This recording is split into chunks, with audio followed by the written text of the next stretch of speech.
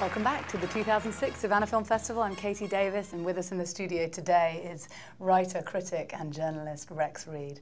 Welcome to Savannah. Oh, I love Savannah. I'm happy to be here. Everybody says that, but honestly, this just brings back my childhood. You know, I'm from the South originally, right. And walking around these squares and looking at all these magnolia trees and looking at all these wonderful old houses with the old white brick, and oh, it's just beautiful. So, and eating my way through Savannah doesn't hurt either, although I will go home now and have nothing but yogurt probably for a week. But I'm not dieting while I'm here. Absolutely. The Southern hospitality, they're infamous for it, right? Now, the SCAD, Savannah College of Art and Design, which sponsors this film festival, was actually founded the year you made Superman with Christopher Reeve.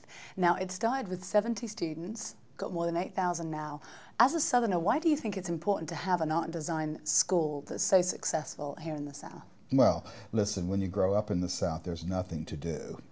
And when I grew up in the South, in the 50s, literally, there was no art, there was no literature, there was no theater.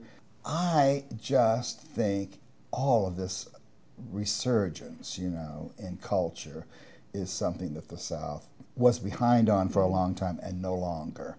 So I think this is very important. I really do. And just think about all the great Southern writers who have come out of the South. In fact, my dissertation in college was really on isolation in the Southern Gothic. I wrote about Carson McCullers and Tennessee Williams and Truman Capote and Flannery O'Connor, all of these marvelous Southern writers. How would they ever have been the writers they were if they didn't grow up in the heat and the humidity and the isolation? What advice do you have for younger people who want to break into this new industry? Oh, it's the hardest thing in the world. It never ceases to amaze me how many young people want to be movie critics and not movie stars, and they always want advice.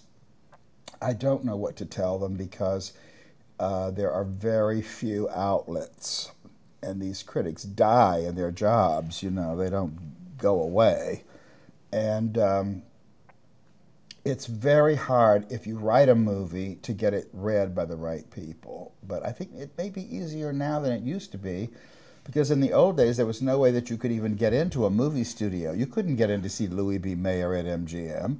Today, they're spread out everywhere. Everybody's got a little office in some office building. You just get in the elevator, go up to the building and knock on the door and say, I've got a script and I'm begging you to read it. And 9 times out of 10, these things will get read. It's the kids who want to start out at the top who are facing the biggest hurdles, because you just don't start out at the top. Got to work your way Look up. at this boy who made In the Bedroom. That was one of my favorite movies of the last decade. And he's made a new movie called Little Children. 2 movies this guy has made. Tremendous respect from the press, great critical reception.